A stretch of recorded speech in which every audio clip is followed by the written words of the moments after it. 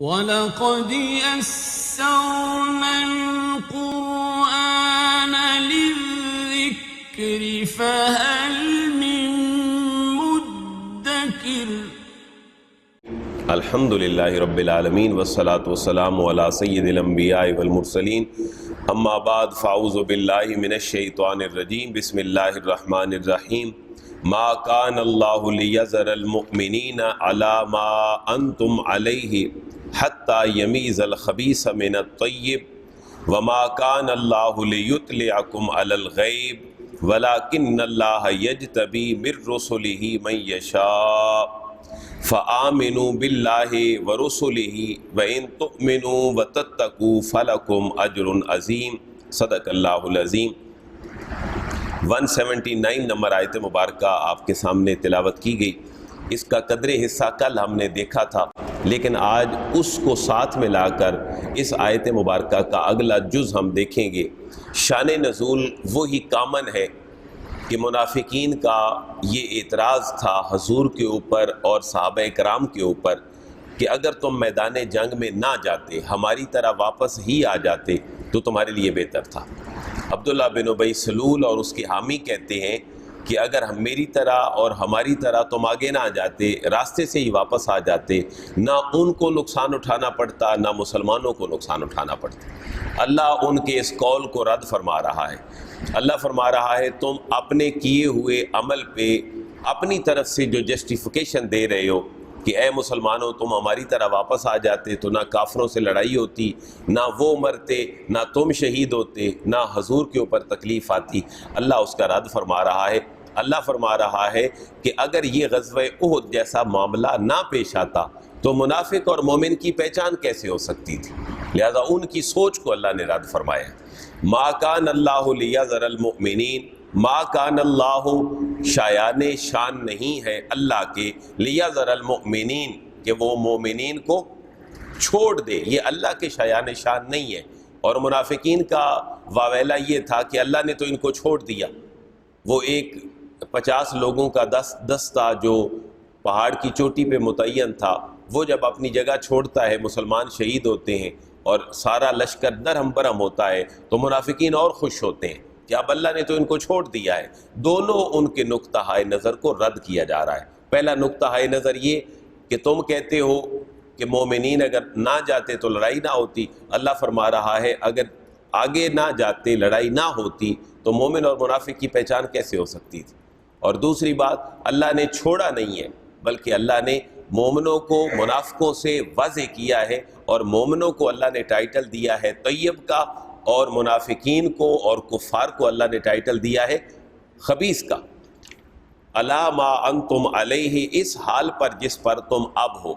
یہ نہیں ہو سکتا تھا حتی یمیز الخبیث من الطیب، حتی یہاں تک کہ یمیز ممتاز ہو جائے، جدا ہو جائے، الخبیث پلید اور خبیث من الطیب پاک سے۔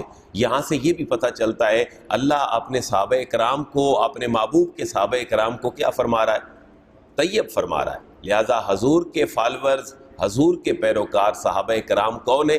وہ طیب ہے۔ اللہ خود بھی طیب ہے، اس کا محبوب بھی طیب ہے، اور جو اس کے نظریات پہ کاربند رہنے والا ہے اللہ اس کو بھی طیب فرما رہا ہے۔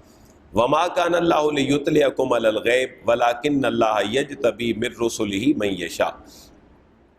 اس آیت مبارکہ میں بھی اللہ کے محبوب کی ذات کے اوپر کیے گئے اعتراض کو دور کیا گیا ہے۔ وہ اعتراض کیا تھا؟ منافقین یہ کہتے تھے، ذرا اس کی تشریح سے پہلے شان نزول اس کا دیکھیں۔ منافقین کا معاملہ یہ تھا کہ منافقین کہتے تھے کہ اگر حضور کو پتہ ہوتا کہ آگے کیا ہونا ہے تو ہمارے بارے میں بتا دیتے کہ یہ تو منافق ہے، اور اگر حضور کو پتہ ہوتا کہ جنگ میں کیا ہونا ہے، ہمارے اتنے لاشیں ہمیں اٹھانا پڑنے ہیں تو حضور جاتے ہی نہ۔ اب اللہ ان کے اس فکر کا رد فرما رہا ہے۔ پہلے اور فکر تھی کہ آگے نہ جاتے تو نقصان نہ اٹھاتے، اب ان کی فکر یہ ہے اگر حضور کو کسی بات کا پتہ ہوتا تو پھر حضور ہمیں بتا دیتے کہ ہم منافق ہیں، ہمیں ساتھ ہی نہ لے کے آتے۔ اور ان کا موقف یہ ہے کہ حضور کو کسی چیز کا پتہ نہیں ہے۔ ان کے اس موقف کو بھی رد فرمایا جا رہا ہے۔ ذرا پروناؤن اور ضمیریں دیکھیے گا کہ کیسے لوٹتی ہیں۔ وما کان اللہ لیطلعکم علی الغیب، ما کان اللہ، اللہ کے شایان شان نہیں ہے لیطلعکم، لام کا معنی کے لیے، یطلعکم وہ اطلاع کرے، کم تمہیں. یہاں سے یہ دیکھیے گا کہ یہاں خطاب حضور کو نہیں ہے، اللہ کے شایان شان نہیں ہے کہ اللہ تمہیں اطلاع کرے. یہ جو تمہیں کا معاملہ ہے یہ کم ضمیر ہے. اگر ایک کی بات ہوتی تو کیا ہوتا؟ کا ہوتا. یہ ہے کم کی بات. اس کا مخاطب کون ہے؟ منافقین. وما کان اللہ لیطلعکم، اللہ کے شایان شان نہیں ہے اللہ تمہیں اطلاع کرے علی الغیب، غیب کے اوپر. یہ تمہاری شان نہیں ہے کہ اللہ تمہیں غیب کے اوپر اطلاع کرے، بلکہ یہ شان کس کی ہے؟ وَلَٰكِنَّ اللَّهَ يَجْتَبِي مِن رُّسُلِهِ مَن يَشَاءُ. 100% معاملہ کلیئر ہو سکتا ہے اگر ہم اس آیت مبارکہ کا شان نزول دیکھ لیں. وَلَٰكِنَّ اللَّهَ يَجْتَبِي، واو کا معنی، اور لیکن اللہ تبارک و تعالی یجتبی چن لیتا ہے، یجتبی چن لیتا ہے. اسی سے حضور کا ایک لقب بھی نکلا ہے، ایک ہے مصطفیٰ اور ایک ہے مجتبیٰ.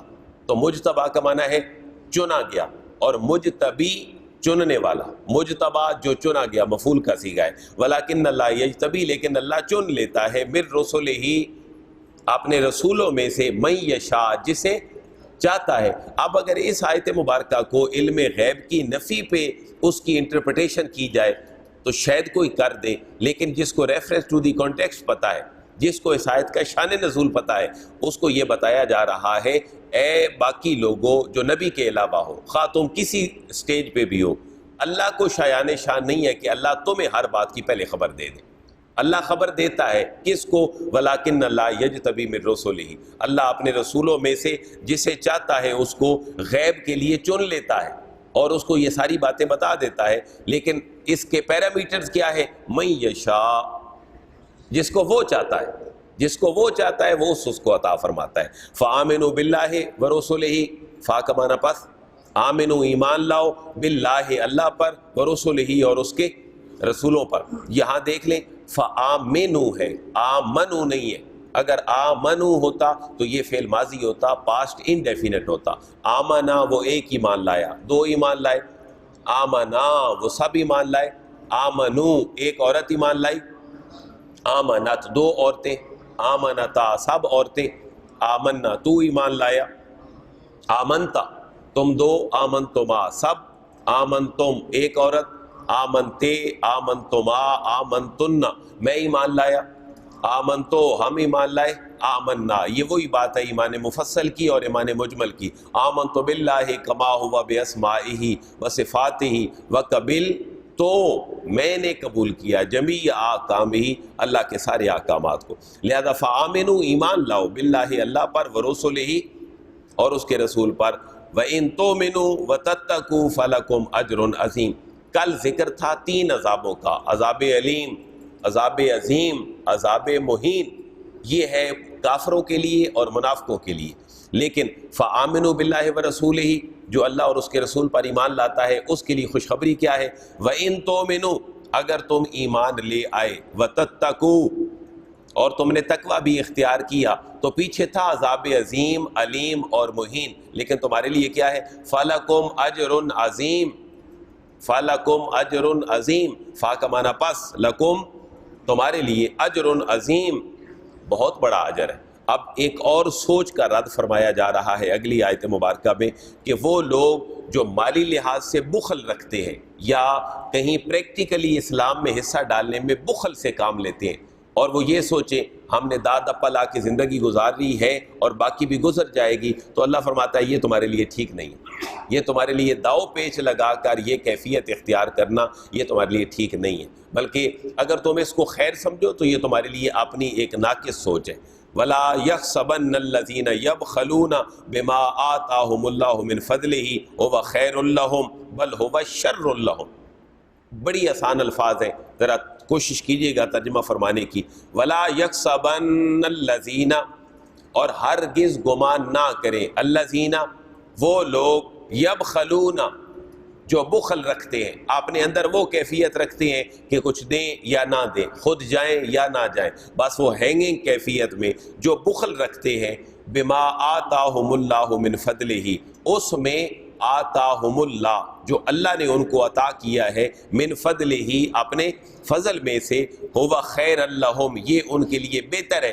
یعنی جو اس تھاٹ کے ساتھ آگے چلتے ہیں اللہ نے جو دیا ہے اس کو ہم آگے نہ دیں، بس یہ فضل ہے ہمارے پاس ہی رہے، بخل کرے اور وہ یہ سمجھے کہ یہ ان کے لیے بہتر ہے، تو اللہ فرما رہے نہیں، بل ہوا شر لہم، بل کا معنی بلکہ، شر برا ہے، ہوا شر لہم، یہ سوچ ان کی اور یہ عمل ان کا یہ بہت برا ہے ان کے لیے۔ اور بخل کا عربی میں ترجمہ ہے اس چیز کا روک لینا جس کا دینا ضروری ہے۔ بخل کا معنی کیا ہے؟ اس چیز کا روک لینا جس کا دینا ضروری ہے۔ اور کس چیز کا دینا ضروری ہے؟ جان دی ہوئی اسی کی تھی، حق تو یہ ہے کہ حق ادا نہ ہوا، جان بھی کس کے لیے؟ اللہ اور اس کے رسول کے مشن کے لیے، دینا لازم ہے، اور مال اللہ نے جو دیا ہے وہ بھی دینا لازم ہے۔ دیکھیں اگر ہم اس فکر کو سمجھ لیں اور فلسفے کو کہ زکوٰۃ کو اگر کوئی بڑا سمجھ رہا ہے کہ یہ بہت بڑا کام ہے، اپنے محنت سے کمایا ہوا پیسے میں کیسے دوں، تو ایک فکر الٹی کر کے اگر ہمارے اندر آ جائے، اور وہ یہ ہے کہ اس نے پہلے 100 دیا ہے اور پھر لینے کی بات کی ہے۔ اس نے پہلے 100 دیا ہے اور لینا کتنا ہے؟ اس نے 2.5%، تو 2.5 دینا ہمارے لیے پہاڑ ہے، وہ جو 100 دے رہا ہے اس کی پھر کتنی بڑی شان ہے۔ تو بات تو صرف سوچ کی ہے۔ اور وہ لوگ جو بخل کرتے ہیں اور کہتے ہیں کہ یہ بخل کرنا ہمارے لیے بہتر ہے، اللہ ان کی سوچ کو رد فرما رہا ہے، بل ہوا شر لہم، یہ سوچ ان کی ان کے لیے بہتر نہیں ہے، خیر نہیں ہے، بلکہ ان کے لیے کیا ہے؟ شر ہے۔ ذرا اس کو غزوہ احد سے ریلیٹ کریں۔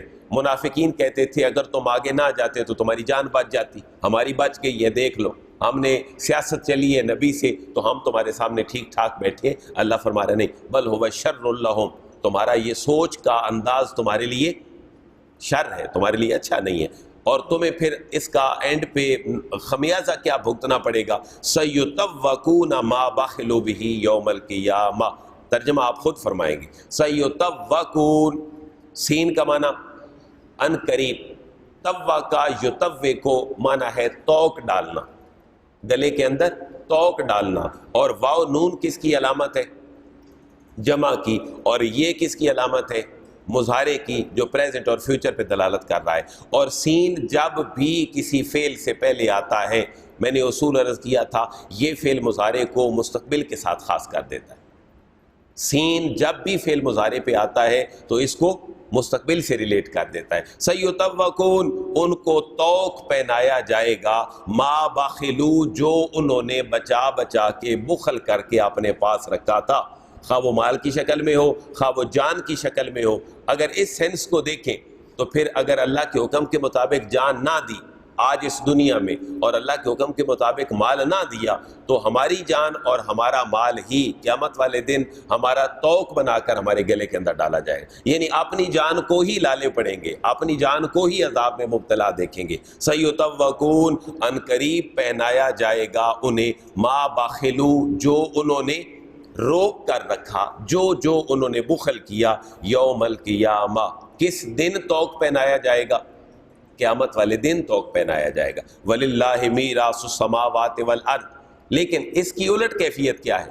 ذرا صحابہ کرام کو دیکھیں، اللہ کے محبوب کا فرمان ہے کہ شہید کو کتنا درد ہوتا ہے جب وہ جام شہادت نوش کرتا ہے۔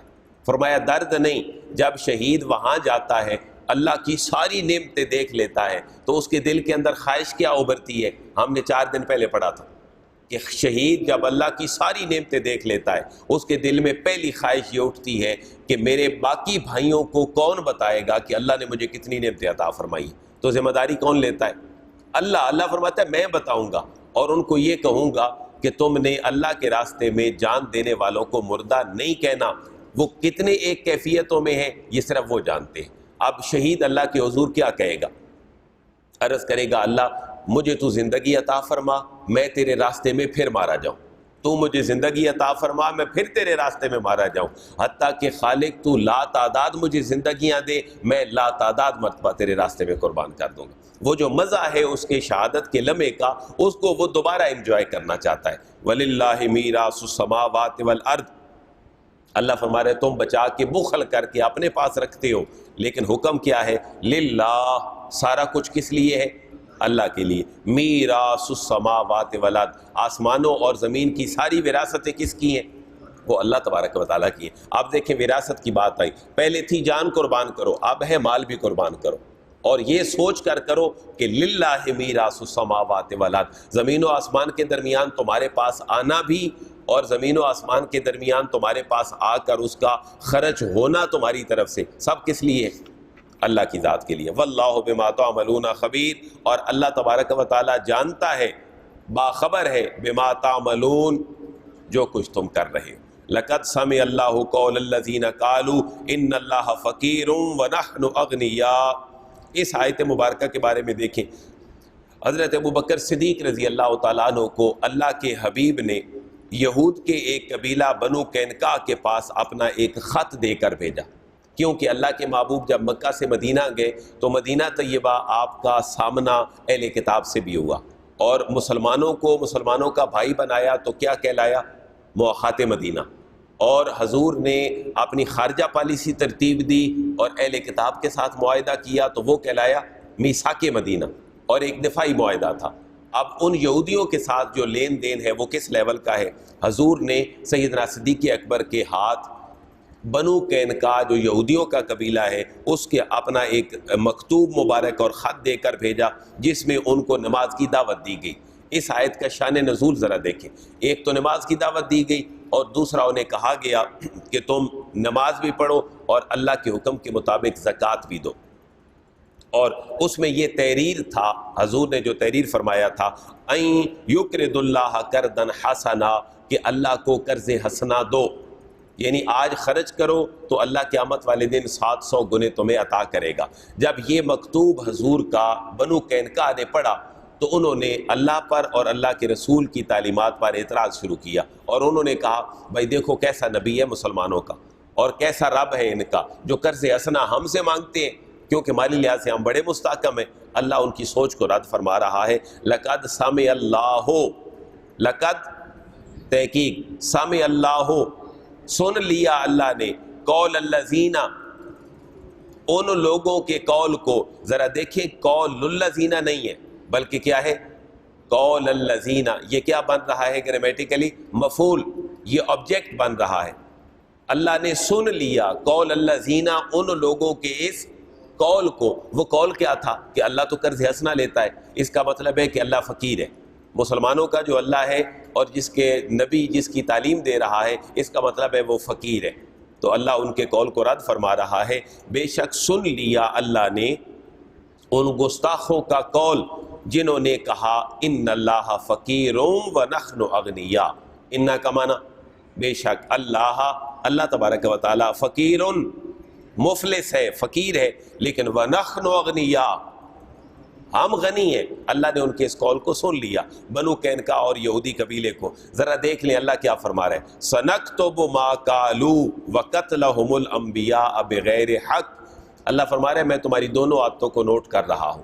پہلی کیا؟ سنکتب ما قالوا، ترجمہ آپ فرمائیں گے، سنکتب، سین کا معنی ان قریب، نکتب ہم لکھیں گے، نکتب نون کے ساتھ ہے، اکتب ہوتا تو میں لکھتا، سنکتب ہم لکھیں گے، ما قالوا جو انہوں نے کہا کہ ہم کون ہیں؟ غنی، اور ان کا رب کون ہے؟ فقیر۔ یہ جملہ بولنا ہی تھا تو اللہ نے فرمایا ٹینشن کی ضرورت نہیں، سنکتب ہم اس کو لکھ لیں گے جو تم نے کہا ہے اپنے پاس، وقتلہم الانبیاء، صرف تمہاری یہی بات نہیں لکھیں گے بلکہ وقتلہم الانبیاء، اور انبیاء کی جو قتل و غارت کا سلسلہ تم نے شروع کیا ہے، بغیر حق، نا حق، اس کو بھی لکھ لیا جائے گا۔ لہذا پتہ یہ چلا کہ انبیاء کے قتل کے ساتھ ہی اللہ نے ان کے اس جرم کو لکھا ہے، اور وہ جرم کیا ہے؟ جو انہوں نے اللہ کے بارے میں کہا ہے۔ یہ ناموس رسالت کی بات ہے، ذرا غور کیجئے گا۔ پہلا جملہ ہے سنکتب ما قالوا، یہ بہت بڑی دعوت فکر ہے، ذرا اس پہ کان دھریے گا۔ سنکتب ما قالوا، جو انہوں نے کہا ہم اس کو، انہوں نے کیا کہا؟ کہ اللہ فقیر ہے اور ہم غنی ہیں۔ یہ بات لکھ دی گئی، بہت بڑا جرم ہے، لیکن اسی جرم کے مد مقابل ایک اور جرم بھی ہے، اور وہ کیا ہے؟ وقتلہم الانبیاء، یعنی اللہ کو جتنی اپنی ناموس کا پاس ہے اتنا ہی اپنے نبیوں کی ناموس کا بھی پاس ہے، یہ ناموس رسالت ہے۔ وَقَتْلَهُمُ الْأَنْبِيَاء، کسی اور جرم کے ساتھ اس کو نہیں رکھا، بلکہ اللہ کی شان میں گستاخی کے ساتھ ہی اللہ نے اس گستاخی کو بھی رکھا ہے جو اس کے انبیاء کا اور انبیاء کی تعلیمات کا انکار کرتے اور انبیاء کی ناموس اور عزت کا خیال نہیں کرتے۔ وَقَتْلَهُمُ الْأَنْبِيَاءَ بِغَيْرِ حق، اور انبیاء کا قتل کرنا جو انہوں نے ناحق کیا ہے، اللہ فرماتا ہے میں نے یہ دونوں جرم تمہارے لکھ لیے ہیں، اور ان دونوں جرموں کی سزا تمہیں قیامت والے دن کیسے ملے گی؟ وَنَقُولُ ذُوقُوا الْعَذَابَ الْحَرِيقَ، واو کا معنی، اور نقولو ہم کہیں گے، کون کہہ رہا ہے؟ اللہ، ہم کہیں گے ذوقو، اب چکھو، عذاب الحریق، جلنے جلانے کا جو عذاب ہے، اللہ جو تمہیں جلانے کا عذاب دے رہا ہے، اس جلانے کے عذاب کو تم اب چکھو۔ یہ کون کہے گا؟ اللہ فرمائے گا۔ لیکن ایک اور پوائنٹ کی طرف میں آپ کی توجہ چاہتا ہوں کہ کن جرموں کے بعد اللہ کہہ رہا ہے تمہیں جلانے کا عذاب ہے؟ ایک اس کی توحید میں اگر کوئی خلل ڈالے گا تو اس کا بھی عذاب کیا ہے؟ جلانے کا۔ اور اس کے نبیوں کی گستاخی کرنے والوں کا انجام بھی اللہ نے کیا لکھا ہے؟ جلانے کا۔ اس سے پہلے آپ نے پڑھا ہے عذاب علیم، عذاب عظیم، عذاب مہین، لیکن بہت بڑا عذاب اللہ نے ان کے دو گناہوں کی پاداش میں رکھا ہے، اور وہ ہے اللہ کی ذات میں گستاخی کہ اللہ تو فقیر ہے، ہم غنی ہیں، فرمایا آگ کا عذاب، اس کے نبیوں کا قتل، اس کی تعلیمات کا قتل، فرمایا تمہارا عذاب بھی کیا ہے؟ جلنا، آگ میں جلنا ہے تم نے۔ اور دنیا میں اللہ کے حبیب نے آگ میں عذاب دینے سے منع فرمایا، حتیٰ کہ ایک حدیث مبارکہ ایسی بھی ملتی ہے، اللہ کے محبوب نے فرمایا جاؤ بھائی اس بندے کو جلا دو جس نے اتنا بڑا گناہ کیا، لیکن آپ نے پھر صحابہ کو بھیجا اور کہا جاؤ اس کو کہو جلاؤ نہ۔ جلانے کا عذاب اللہ نے صرف اور صرف اپنے پاس رکھا ہے، امت میں سے کسی کے شایان شان نہیں ہے کہ وہ کسی کو جلانے کا عذاب دے، لہذا عذاب الحریق، اب چکھو آگ کا عذاب۔ لیکن سوال پیدا ہوگا، وہ پوچھیں گے کہ کیوں اللہ ہمیں جلانے کا عذاب دیا جا رہا ہے؟ اس کا جواب ذالک بما قدمت ایدیکم وان اللہ لیس بظلام للعبید۔ آپ ترجمہ کریں گے، میں نہیں بولوں گا۔ ذالک، ہاذا، ہاذان، ہاؤلائے اسماء اشارہ ہیں، اور پھر ذالک، ذانے کا، اولائکا، یہ بھی اسماء اشارہ ہیں، قریب کے لیے بعید کے لیے۔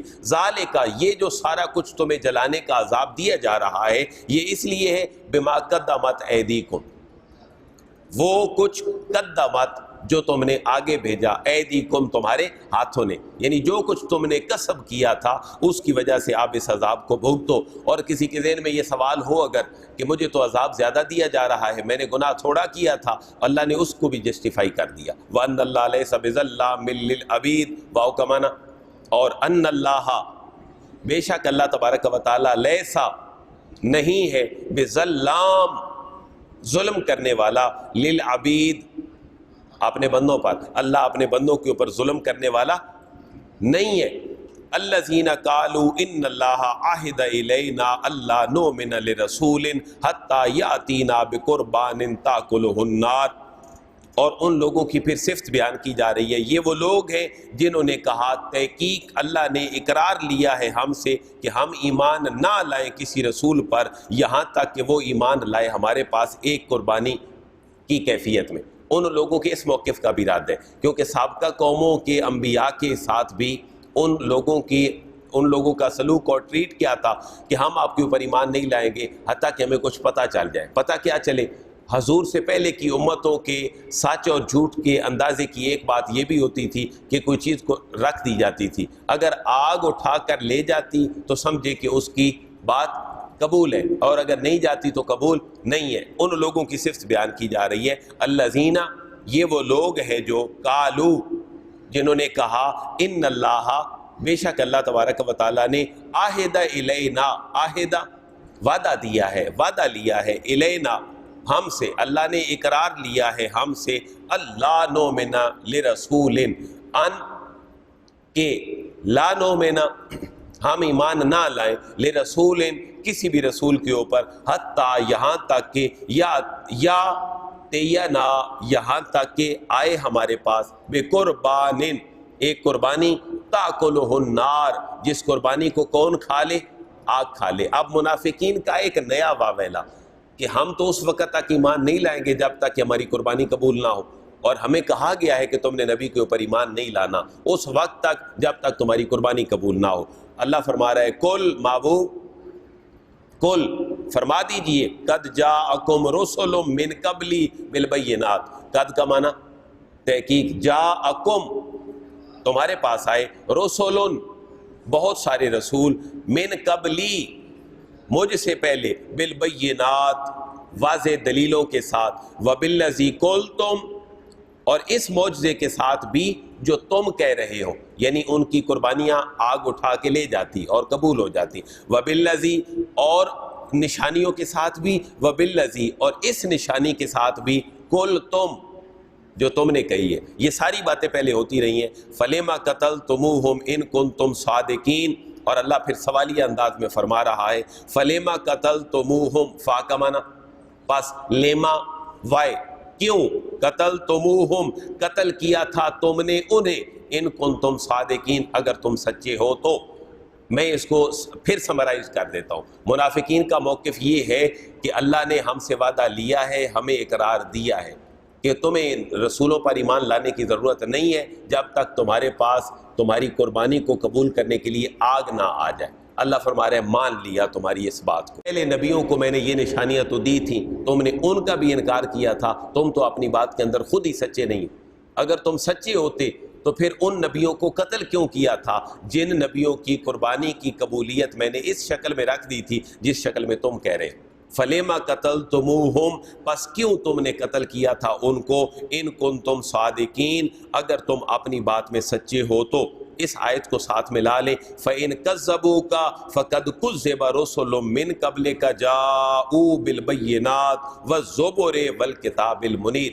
اب روئے سخن بدل رہا ہے، پہلے خطاب کس کو ہے؟ منافقوں کو، بار بار ان کی بری عادات پہ انہیں انڈیکیٹ کیا جا رہا ہے۔ فا کا معنی پس ان اگر، کذبوکا یہ آپ کو جھٹلاتے ہیں، اگر فَإِن كَذَّبُوكَ اگر یہ آپ کو جھٹلاتے ہیں تو پریشانی کی ضرورت نہیں ہے، فَقَدْ كُذِّبَ رُسُلٌ مِّن قَبْلِكَ فا کا معنی پس، قد کا معنی تحقیق، کذبہ جھٹلایا گیا، یہ ایکٹیو نہیں بلکہ پیسو ہے، کذبہ جھٹلایا گیا، رسولن رسولوں کو، من قبلک آپ سے پہلے، اور ان نبیوں کا بھی سٹیٹس کیا تھا، جاؤ بالبینات والزبر والکتاب المنیر، ان کے پاس بڑے بڑے اتھینٹک ان کے عقائد اور دلائل تھے، کس شکل میں؟ جاؤ بالبینات، جاؤ جو لائے تھے، بالبینات واضح نشانیاں، والزبر اور آسمانی صحیفے بھی عطا کیے تھے۔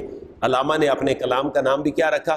زبور عجم، زبور عجم، زبور کس کو کہتے ہیں؟ صحیفے کو، والزبر ان کو تو اللہ نے معجزے بھی دیے، آسمانی صحیفے بھی دیے، والکتاب المنیر اور روشن کتاب بھی دی، لیکن محبوب پریشانی کی ضرورت نہیں ہے، معجزات کے باوجود بھی جن لوگوں کی بدبختی لکھی ہے وہ آپ کی طرف نہیں آئیں گے، لہذا آپ کو پریشانی کی ضرورت نہیں ہے۔ اور جنہوں نے جام شہادت نوش کیا ہے اب ان کو اللہ اگلی آیات مبارکہ میں تسلی دے رہا ہے جو 185 نمبر آیت مبارکہ سے شروع ہوگی۔ اللہ تعالی ہمیں عمل کی توفیق عطا فرمائے۔ وما علیہ الا البلاغ، الحمدللہ رب العالمین۔